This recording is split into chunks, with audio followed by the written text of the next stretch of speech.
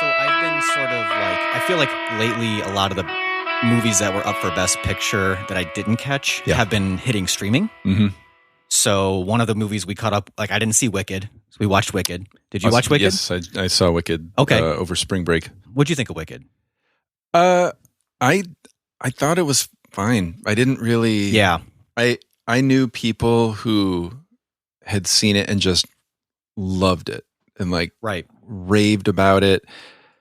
And I was hoping for that. Like I was like, I would love a movie like that. Just take me away. Right.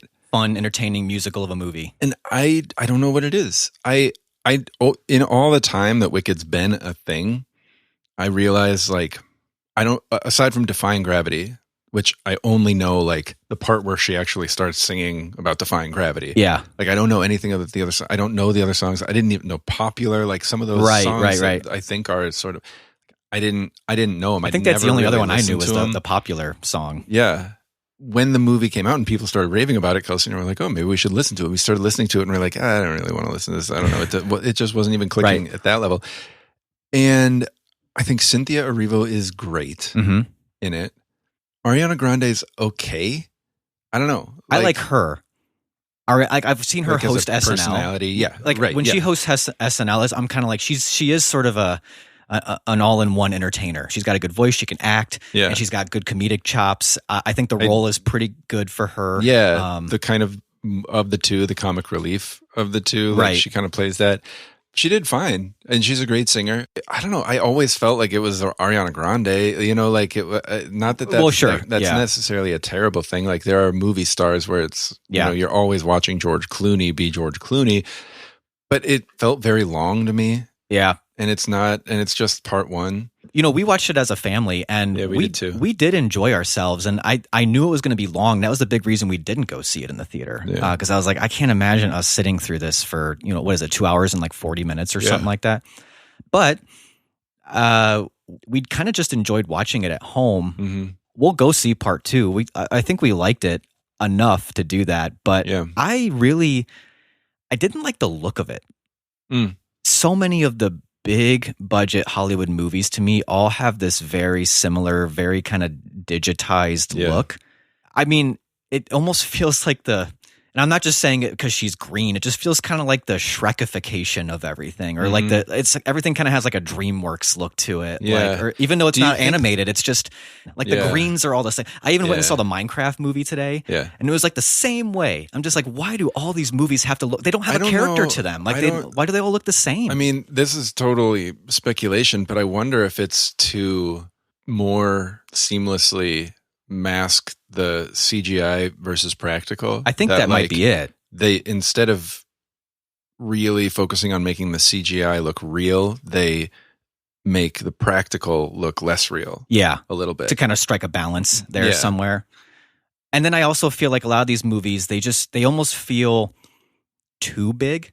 Yep. Like the scope of I'm not even talking about, I'm talking like just the epicness just the like, it's just the vision of it is so big. And I'm just kind of like, I would rather, I think this would do better if it was just a more intimate story. Especially because it's ultimately about a friendship.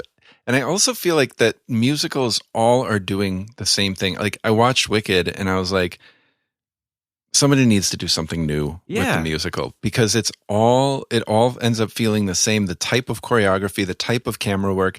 It was almost like everybody saw what Rob Marshall did with Chicago and the camera with the choreography, and they were like, oh, we'll do that. And Chicago didn't get huge. It did at times, but when it got big, it really kind of made it feel like you were watching it on a stage. Like it was kind of an interesting thing that they did. And I love Chicago. Yeah. That movie's great. For a long time, the critique of musicals I felt like was the camera's not doing enough. It just looks like they're filming the musical on the stage.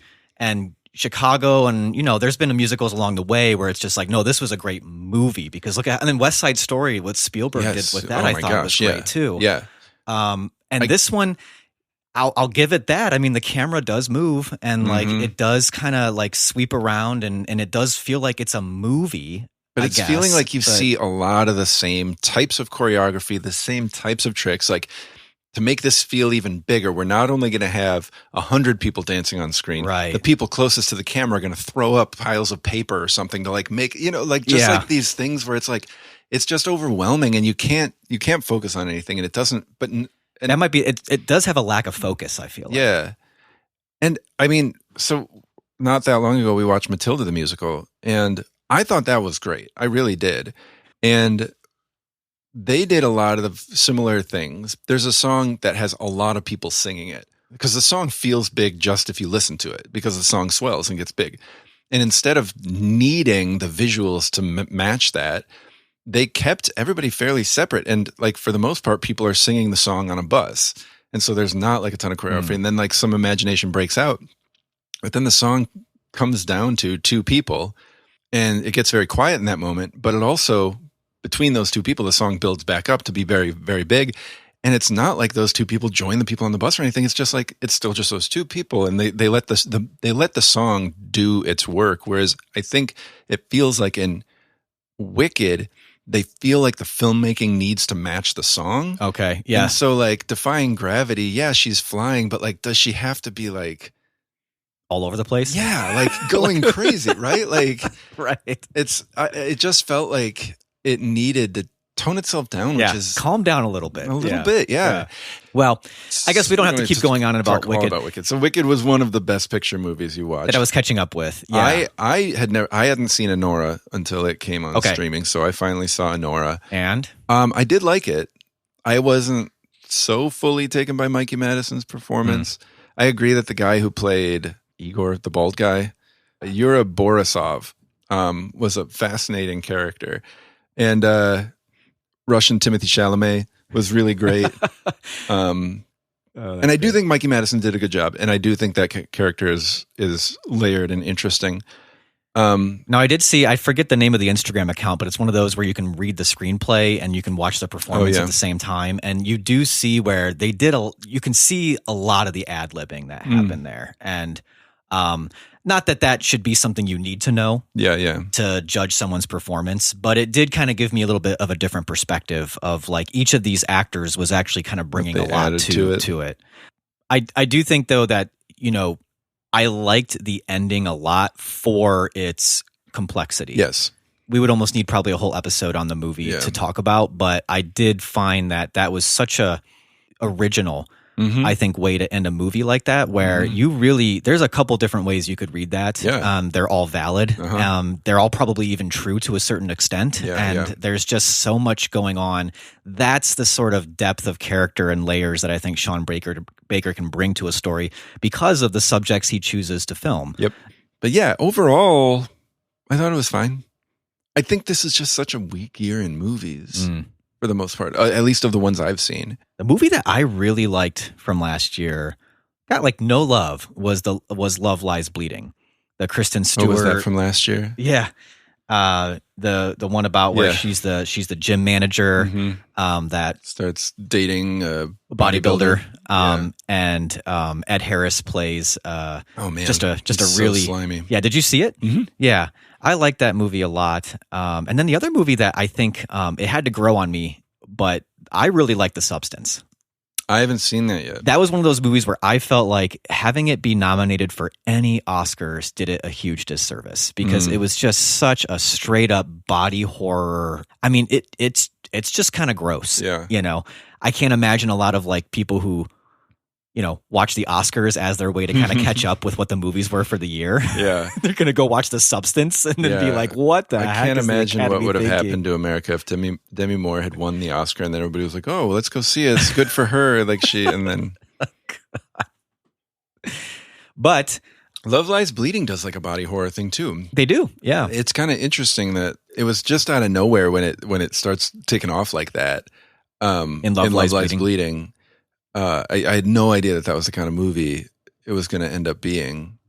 But if you think about it, you're talking about, these are kind of my top three movies of last year was, Love Lies Bleeding, Anora, and The Substance. These are all movies that have a lot to do with bodies and how people use their bodies. Yeah. And specifically even how they use their bodies for financial gain in really all three of those situations. And so I guess there seems to be a consistent theme there from last year. That's true. And then the last one I caught up on most recently, and that you did too, was A Complete Unknown. Yeah. The Bob Dylan. Because it hit, I watched it on Disney Plus, but I think it's on Hulu too. Yeah. I think it's on either one of them. Yeah.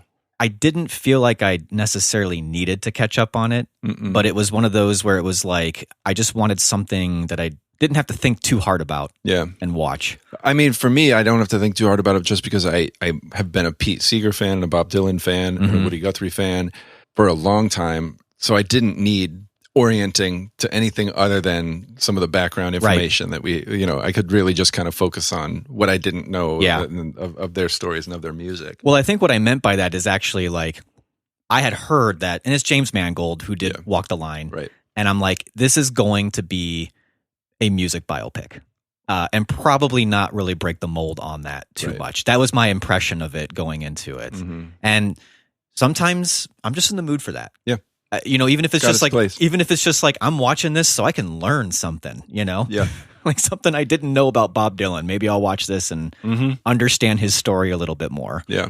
What I think is one of the more remarkable feats that the movie pulls off is that it makes Bob Dylan's music fresh. Insofar as Bob Dylan's music is always, I feel like it's always relevant, but that doesn't mean it's necessarily fresh. And to watch the way that the part of it was Ed Norton's performance as Pete Seeger, but a big part of it was just the way that the script and Mangold put the movie together is you definitely get the sense that Dylan was a continuation of the folk tradition, but a completely new direction for it. That there was, even when he was still just a singer-songwriter, not when he went electric necessarily. Right. Already he was kind of putting a whole new spin and a whole new direction on it. Right.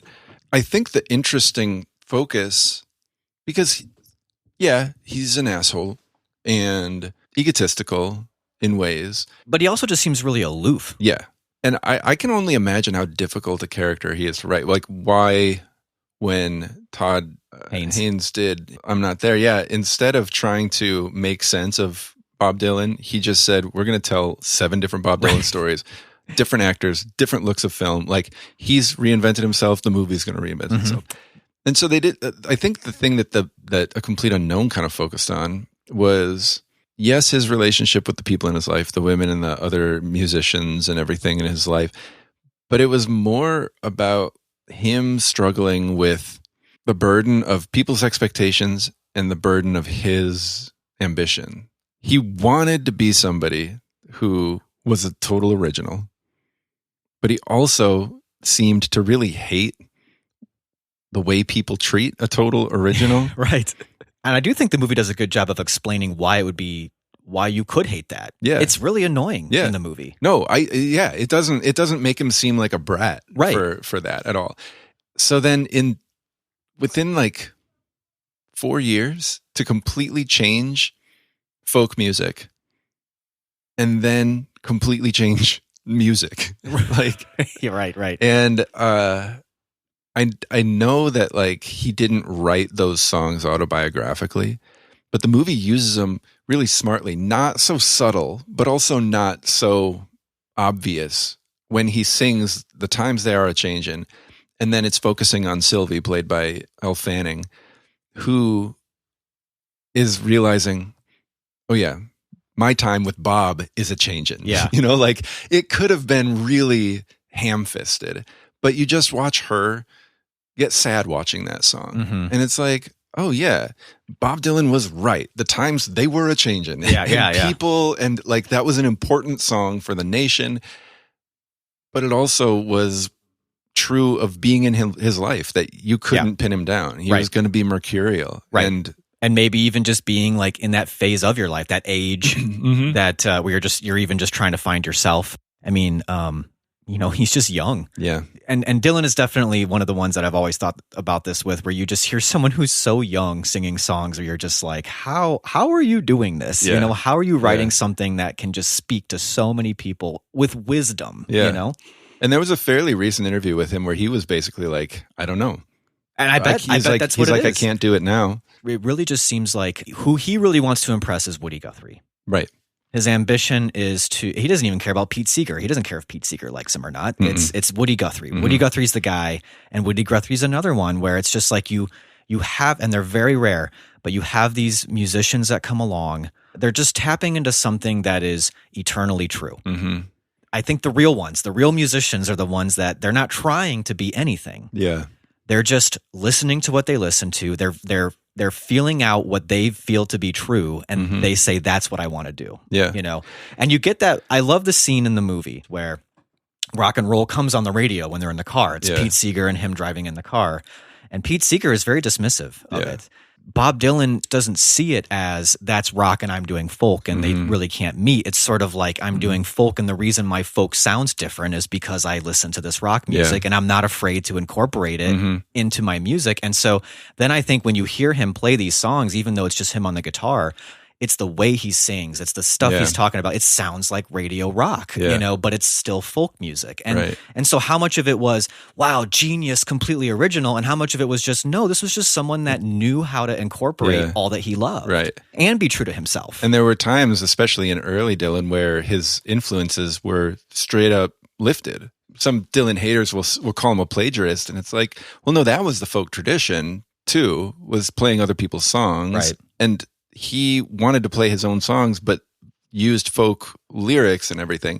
And one of my favorite scenes is when he does play his song for Woody Guthrie. And I love that sort of like purity of focus for him was, I want to play this song I wrote for Woody Guthrie. That was it. That's why I came here. And he happened to be there when Pete Seeger was there, and he got tapped into something. I'm sure he wanted to get tapped into that and everything. It fast tracked it, but he just wanted Woody Guthrie to hear this song. And this is where Edward Norton's performance is so important and great, that he just has a couple of faces that he makes when he's listening to Bob Dylan play the song. And they use that to kind of punctuate two moments where you're like, this is what made Bob Dylan special. And one is when he gets to the first chorus of the song, but he just says, hey, Woody Guthrie, I wrote this for you. Yeah. And there's something like, one of the things about Dylan is his straight to the pointness. He wasn't couching it in anything. He just wrote, this song's for Woody Guthrie. I wrote this. Hey, Woody Guthrie, I wrote you this song. Right. And the genuineness of those lyrics is stirring. Mm-hmm. And then the other thing is when he just holds out an M sound for a really long time. And Pete Seeger kind of sits up, and it's like, people don't do that. Like, right. Yeah. And then you see later a similar thing happen when he pulls out, he just buys that little funny whistle. Yeah. It's just someone who is just always on the lookout for something different, even just kind of funny and silly. And it just doesn't care I think that's why he's so hard for people to wrap his head around, because he takes things seriously that nobody does. And he doesn't take seriously things that people tell him to. That's just a noisemaker. But he's like, I'm going to put this in an album that changes the world. And then you see him doing that with himself. If you go down the rabbit hole and you go and I think it's always on Criterion. If you watch the documentary, Don't Look Back. Don't Look Back, exactly. He's doing that with his identity. Yeah. He's not taking himself seriously, and everybody else wants him to take himself seriously. You're an important figure here. Like we're waiting for you to talk to our generation. All of his press conferences just feel like one big elaborate prank, and he's just tuned out. And so some of that just seems like he's done with it all, and it's almost like a burnout sort of reaction. Yeah. But this is also part of the artistic process. This is also part of a playing with different things and playing with what does it even mean to be an artist or a musician, or especially a musician that's supposed to have a point of view. And then people are expecting you to have a very specific point of view. And what does it mean when you just say, not only am I not going to give you the point of view you want, I'm going to make it pretty much impossible to even nail me down at all. Right. Great documentary, by the way, if you finish Complete of Known and want to keep going. Pennebaker, yeah. It's easy with songs like The Times They Are Changing and Blowing in the Wind and Mr. Tambourine Man, these songs that are just these sort of like broad social change sorts of songs. It's easy to kind of lump him in with a little bit of like empty sort of hippie stuff. Sure. But his early stuff had songs that showed that he was really compassionate, and the Lonesome Death of Hattie Carroll is on The Times They Are Changing. And it's about one woman, a black woman who worked in a kitchen, was killed by a tobacco farm owner, and he just got off. And he describes it. It's one of his great like story songs where he tells the whole story. But that album also has With God on Our Side, which is this, if you think the times they are changing is just like, what's the, fine, the times they are changing, whatever. But it's like, all right, well, with God on our side, he walks through U.S. history and how Christian nationalism has totally screwed us up. So he could be pointed when he wanted to be. But it wasn't, but like with The Lonesome Death of Hattie Carroll, later Hurricane, like he could sympathize with, people and tap into those things. Yeah. But I guess we should go back to the movie though. Yeah, we should. Like, what did you think of the actual movie?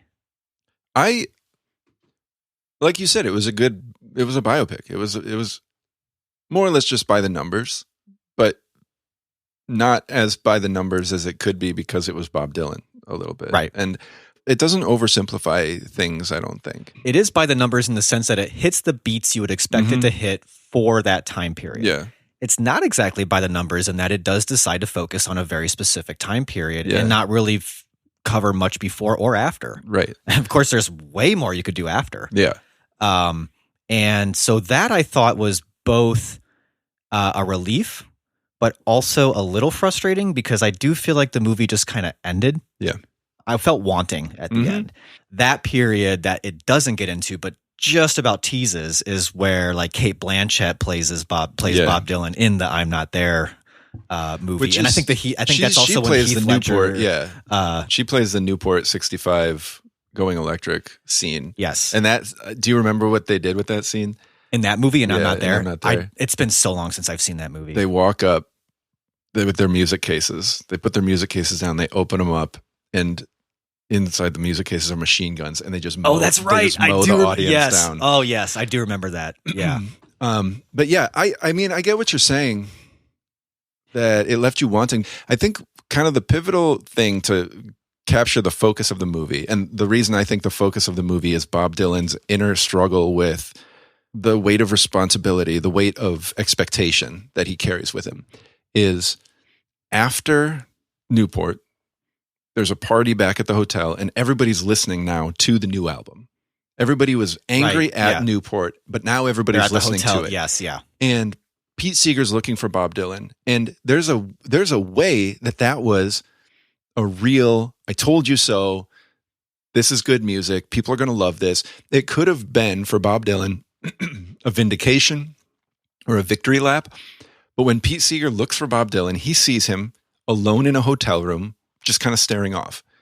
Because I think that and it seems like the movie portrayed it this way, whether it was true or not, he didn't know that he was doing the right thing by doing that. Yeah. It's just what he wanted to do. And he still wasn't sure if that was the right thing to do. And maybe Don't Look Back is when he realizes that there isn't a right thing to do. And A Complete Unknown ends before he's figured that out.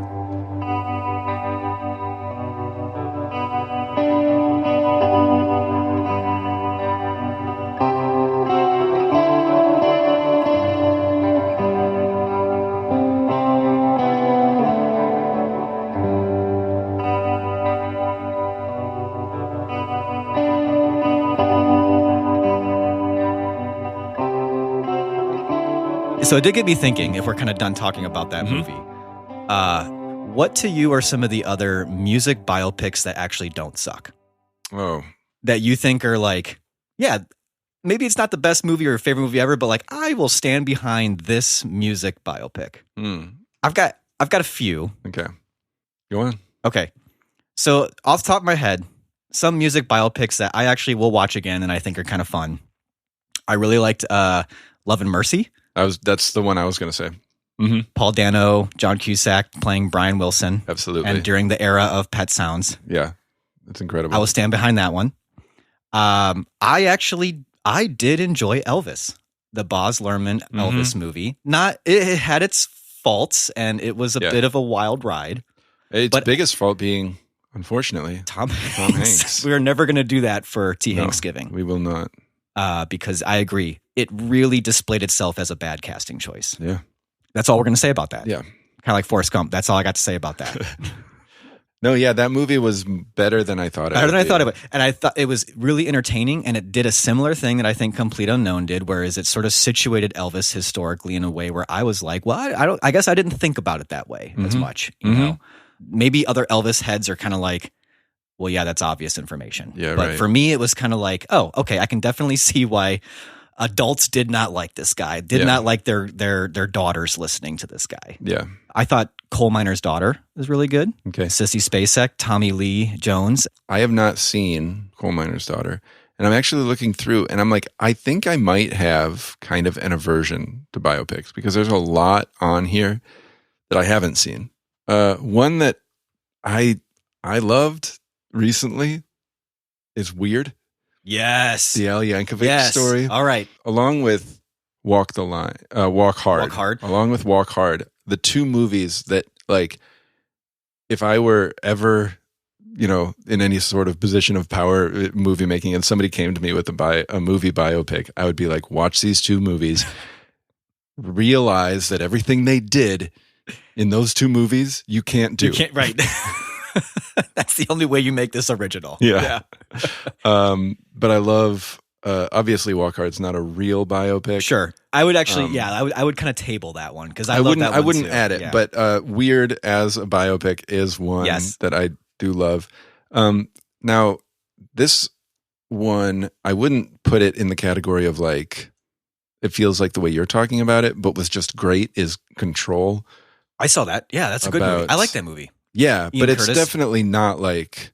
Oh, I would count it as a music biopic. Have you seen 24-Hour Party People? No. Because that is a movie about an entire movement, Manchester in the 80s, and the music scene that came out of there. And it's a completely insane movie. Steve Coogan plays the main character. Okay. And that is a very good movie and a very original movie. I will have to. It looks like it's free on Tubi to watch right now. There you go. I think I watched it on like Canopy or something. And on Pluto TV. I'll have to definitely check that out. Looks like 2002. Yeah. And then I'm Not There. I would include in that. Yeah. Oh yeah. Movie. Which we already talked about. A couple other ones that I would probably include. There was a pretty good one with Ethan Hawke about Chet Baker. Called Born to Be Blue. That one was good. And next month we're going to be talking about Amadeus. That's right. Okay, and then there's one that is just, I'm going to say it because, unfortunately, we know Val Kilmer just passed away. Oh, yeah, The Doors. And I grew up watching, it's kind of weird to say. That's but a weird one. It's a weird one, but like my mom was a huge Doors fan, and I watched that movie probably way too young. Probably. But Oliver Stone, Val Kilmer as Jim Morrison, and I'd like to watch it again because as far as music biopics go, it's just more of an Oliver Stone movie than a biopic film. It feels like it doesn't even seem that it does not seem that concerned at all with the history of the Doors or what happened to the Doors. Very concerned with Jim Morrison. Yeah, it did not shy away from the dark side of the counterculture. It didn't make it look that glamorous. Yeah, I would add that to the list as just a very interesting take on definitely another 60s band. Yeah. Now, one music biopic that I have not watched, but I've been meaning to recently is Behind the Candelabra. That one was pretty good. I've seen that one. I'm going to transition here a little bit. That's Soderbergh. The reason I wanted to watch Behind the Candelabra is because I've been on a serious Steven Soderbergh kick. Okay. It started when I listened to the Talking Pictures, which is the Turner Classic Movies, Ben Mankiewicz. Great podcast. Amazing podcast. Great podcast. And he interviewed Steven Soderbergh, and Ben Mankiewicz was talking about how he watches Out of Sight every year, at least once every year. That is a movie you can go back to over and I'd only seen it once, and I was like, yeah, I should rewatch that. And so I rewatched Out of Sight, and that's George Clooney and Jennifer Lopez. And I, just as a time capsule, watching a movie when George Clooney and Jennifer Lopez were just before they were major stars. Yes. And it was genuinely exciting to watch them still kind of hustling. Yeah. But also still having the charisma. So much charisma. And so much sexual tension between them. And I've also read a lot of Elmore Leonard books in the last couple of years, so that was a lot of fun to watch an Elmore Leonard movie. And some little things like Michael Keaton plays Ray Nicolette. And he's uncredited because the year before he played Ray Nicolette in Jackie Brown, which is another Elmore Leonard book, and Elmore Leonard characters cross novels frequently. And so just those little things, but just one, the performances, it's super fun. It's very 90s. Like if you were watching that in 1998, you'd be like, this is so exciting and fresh. Watching it now, it's like, I can tell somebody in 1998 thought this was exciting and fresh. Right. But it's still just works. And it was one of his first heist movies 3 years before Ocean's 11. Right. So, but it's got like the heist element to it. And I think he like learned a lot from that movie or used a lot from that movie, because since Out of Sight, and this was all in March. That you rewatched? I watched Logan Lucky. It's super funny. It's another heist movie. At one point, somebody in the movie even calls their heist Ocean 7-Eleven. And it's so like, it's super aware of what it is. It's so fun to watch Daniel Craig just like chew the scenery as this Southern criminal. But in March, the Soderbergh movies I saw were Out of Sight, Logan Lucky, The Limey, High Flying Bird, Contagion, and Side Effects. Okay.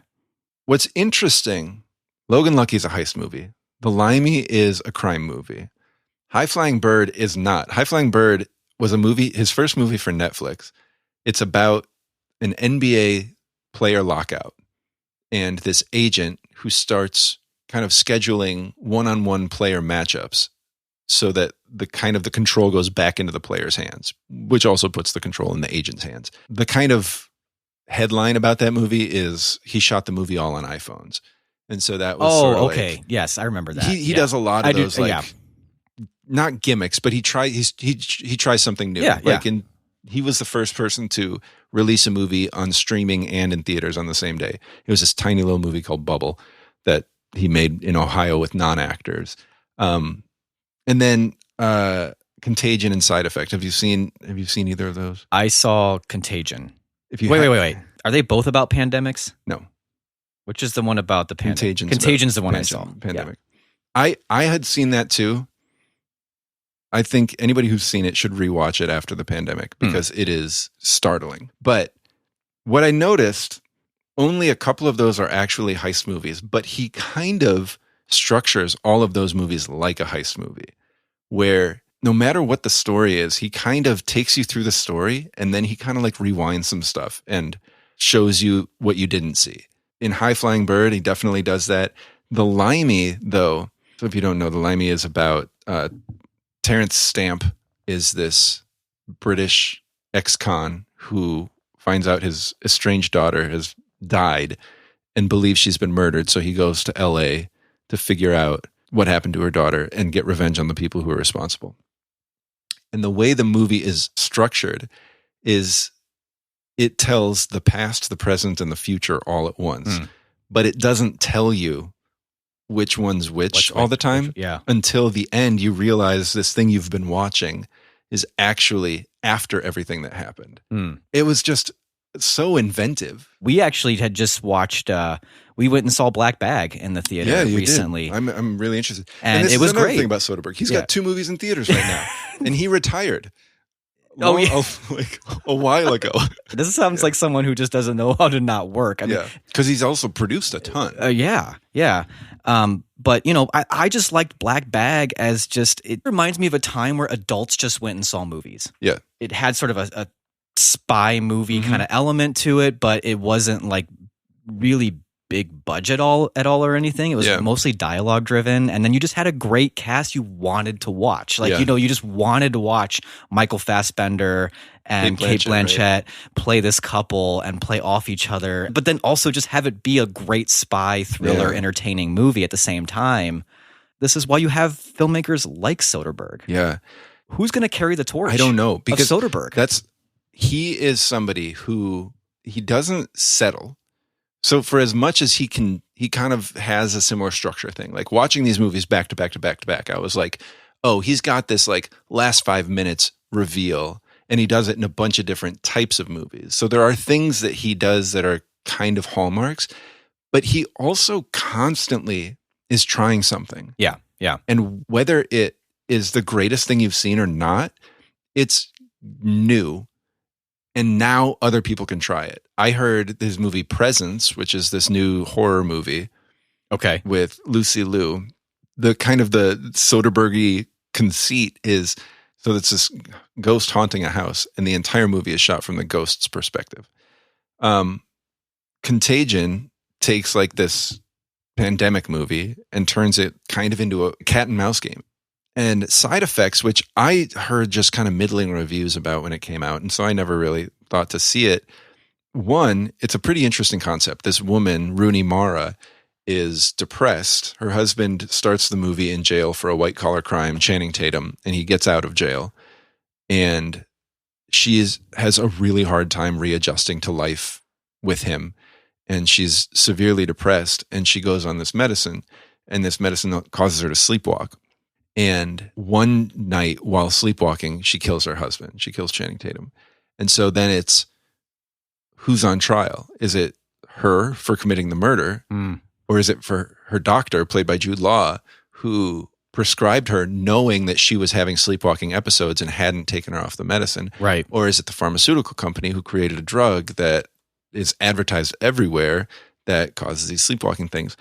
And then on top of that, that doesn't actually end up being what the movie's about. The movie turns about 1/3 of the way into a complete Hitchcock movie. And it's really great. Yeah, and actually Soderbergh, I think he knows how to make a Hitchcockian type of movie pretty well. Yeah, you saw Kimmy, right? I was going to say, Kimmy was a great movie. Would that come out like 2 years ago, something like that? Zoe Kravitz? I think it was 21. It was still like, they made it during the pandemic. That's right, like it was right. a very pandemic movie. That was such a surprise to me. It's such a great, that's the thing I love about Soderbergh is, some movies you might like a little bit better than others, but they're never boring. No. Never. I realized this month I'm a much bigger Soderbergh fan than I ever thought. Now, have you ever even seen Sex, Lies, and Videotape? It's still on my like blind spot list, where it's like, I can't believe I haven't actually seen this movie. It's what put him on the map. Yeah. Well, and that one changed the indie game. Like that ushered in the Sundance era. Yes, that's fully. right. But he made Sex, Lies, and Videotape. And then the next 3 movies he made, he was just really struggling with the studios, and he didn't have